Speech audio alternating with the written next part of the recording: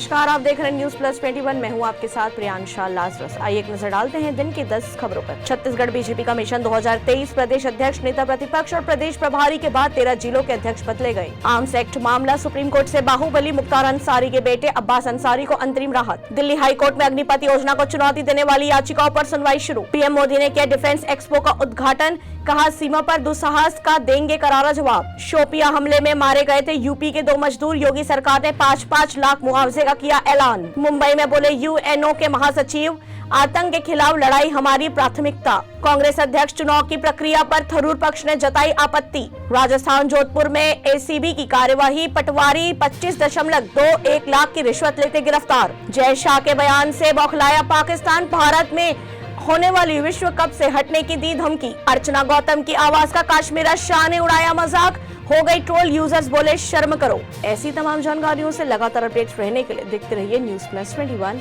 आपके हक की बात।